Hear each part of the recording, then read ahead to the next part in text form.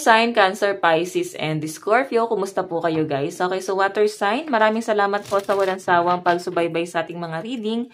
And kung ikaw ay bago pa lang sa ating channel, so ayan guys, mag-subscribe na po kayo. And i-click mo na rin yung ating notification bell para lagi po kayo guys updated sa ating mga bagong upload. Tingnan natin water sign, gabay kapalaran mo. Okay, water sign, gabay kapalaran, spirit guide.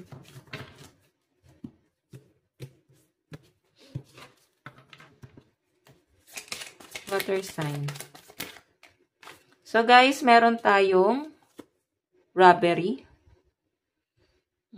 So guys, mag-iingat ka, maaaring ikaw ay lapitin ng betrayal, or pwedeng baka maaring manakawan ka kung hindi mo pag-iingatan yung gamit mo. Okay, ayan no. Or yung iba sa inyo water sign, pwedeng may nawawala kang gamit, di mo makita. Parang bakit nawawala yung gamit mo na yan? Siguro may kumuha. Pwedeng nakatabi lang naman sa loob ng tahanan.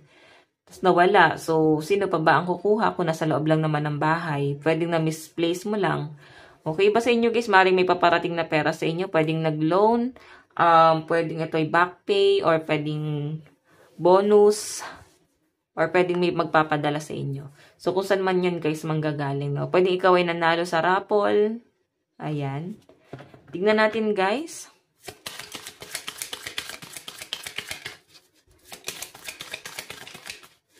So, meron tayo guys, commitment. Tingnan natin. So, I think commitment mo to sa trabaho mo, water sign. Parang napipilitan ka magtrabaho. Ayan, no? Natural disaster. Ibig sabihin, may nangyaring hindi maganda sa trabaho. Parang naapektuhan ka. Masyadong napaka-negative. Nagkakaroon ng mga gulo. So, sa pinapakita sa akin dito guys, commitment. Nahihirapan ka pagdating sa trabaho mo. Hindi ka masyado makapag-adjust or parang gusto mo na ng pahinga, pero hindi mo magawang magpahinga. So, tignan natin. Meron po tayong introvert. Ayan yung iba sa inyo guys, maaaring ilang araw na kayong nag-iisa. Pwedeng nafe-feel mo na mag-isa ka. Or pwedeng gusto mo ng privacy, gusto mo mapag-isa. Kasi ito, may protest. Maaring may nabalitaan or nalaman na gulo, huwag ka na guys makisali doon. Oo, mawalan ka na lang ng pakialam sa ganun. Baka madamay ka pa. So, yun guys, sinasabi dito, mag-iingat ka na lang. Kung ikaw ay may lakad ngayon, possible na baka ikaw ay mawalan ng gamit, manakawan. So, i-double check mo na lang yung gamit mo kung ikaw ay may travel, no? Okay, so pagdating naman guys sa career mo, ang sinasabi sa akin dito, maaaring ikaw ay magsasign ng contract or magpe-petition. Ayan. So, siguro, mag-ano ka ng leave ulit. Gusto mo ng pahinga. Gusto mo mag-relax. Ayaw masyado ng stress, no? Introvert, ayan, no? Sabi nga dito, gusto mo lang matulog, magpahinga. So, sulitin mo na, guys. Yung iba sa inyo, siguro, pahinga. Baka kasi meron kayong medical or magpa-fasting kayo. Kasi may contract dito. Baka kasi mag-ano ka na magre-renew ka na ng kontrata mo sa trabaho. Okay? So, tignan natin. Water sign.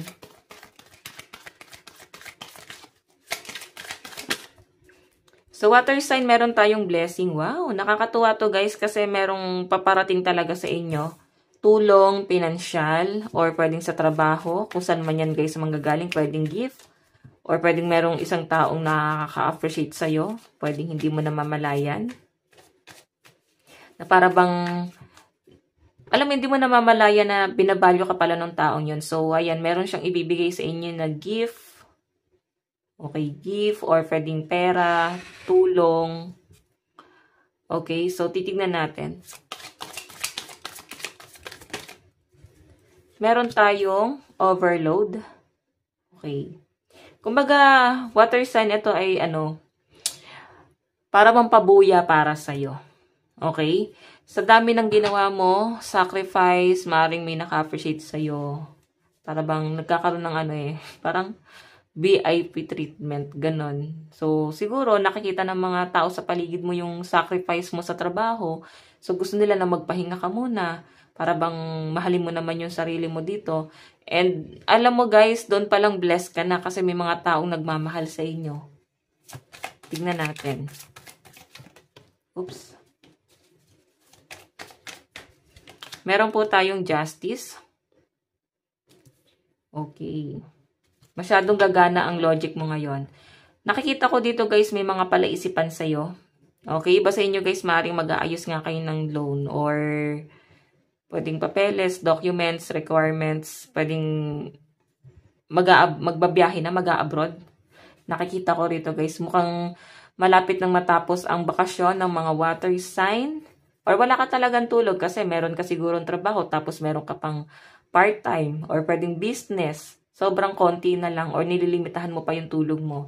Sabi nga guys ni Doc Alvin, yung vlogger, di ba? At least 9 hours ang tulog. Kala ko dati 6 to 8 lang. Yung pala 9 hours. Ibig sabihin pag 9 hours, fully charged ka na niyan.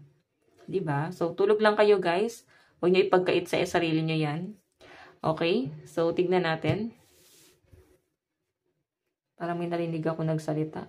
Father mo ba yan? Bigla kinausap? Or pwedeng may father figure? May naiisip ka siguro? Or pwedeng kung wala na yung tatay mo, baka bigla mo siyang naalala, guys. Okay? Or pwedeng malayo ka sa magulang mo. Ayan. So, tignan pa natin ano pang ipapakita. So, water sign, ang lucky number mo is 59, 34, 66, 23, 67, and 11.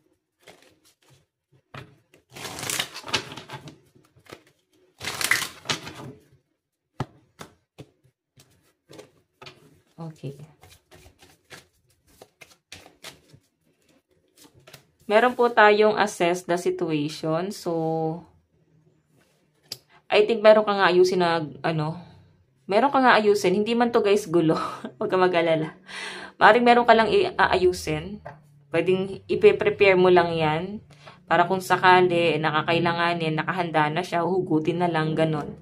So, kung ano man itong aayusin mo, pwedeng kakailanganin mo yan sa future. So, tignan natin, meron tayong be humble. Yung iba sa inyo, guys, ayan. Kung may paparating na swerte sa inyo, tulong, or kung may pera kang tinatabi, sinasabi dito, wag mo na daw yan, guys, ipaalam. Okay? Kasi pag pinalam mo yan, pwedeng madali lang din, guys, mauubos. Pwedeng maraming makakaalam, tapos hihingan ka, tapos magugulat ka, may mga kamag-anak kang biglang nagkasakit. O baka nanalo ka sa raffle. Or pwedeng parang may natsambahan ka. Parang pwedeng nakuha mo na yung dream job mo. Or tumaas ang posisyon mo sa trabaho. Okay, akala nila guys, mayaman ka na. Pwedeng ganon. Tingnan natin, meron tayong be real. Ayan. Totoong tao lang talaga ang mga water sign and breath through the tension. Okay, ayan no. So, sa pinapakita sa akin dito, guys, huwag ka daw masyadong kinakabahan, no? Or umiwas ka sa kape masyado. Iba sa inyo, guys, kung mahilig ka sa kape, baka masyado na, guys, yung mag-palpitate, baka masyado ka nang nagiging nervyosa, or baka kaya, guys, hindi ka gano'n nakakatulog kasi kakakape mo. Pero iba, guys, baligtad, di ba? Para bang nagkakape sila, para makatulog. May gano'n. Ako kasi, guys, hindi talaga ako nagkakape, hindi talaga ako mahilig sa kape, guys. Kaya nagugulat nga ako, iba ba't ang hilig sa kape? Okay, so tingnan natin. Meron tayong direction. Ayan. Yung iba sa inyo guys, through calling life path. Ibig sabihin, may tumatawag sa'yo dun sa direction na yon. Baka nandun yung calling mo. Okay? So, I think magkakaroon guys ng changes. Change direction, lalo na sa career. Pwedeng ikaw ay nagpaplano mag-change ng career or pwedeng yun, nakaganya sabi ko, pwede na promote or pwedeng may tutulong sa'yo pagdating sa trabaho mo. So, tignan natin guys. Meron tayong remembrance. Remembering love, loss, and healing. Oh, maring eto nga guys, kagaya na sabi ko kanina, di ba, kung naalala nyo, parang baka nawala yung father nyo or baka yumao na yung ibang magulang nyo. Water signs na nakikita ko dito, baka naisipan mo silang dalawin ngayon. Kasi no, remembering love, loss, and healing. So, nandun pa rin guys yung kirot. Diba? May mga bagay na hindi nyo pa rin guys matanggap. Okay, so kailangan nyo lang guys i-enjoy. Nakakalungkot lang guys kasi ikaw ay nagiging emotional pagdating sa usaping pamilya. Sa nakikita ko rito. Ayan. So guys, ito lang naman po ang inyong reading. Hanggang sa muli, God bless and love you all. Thank you.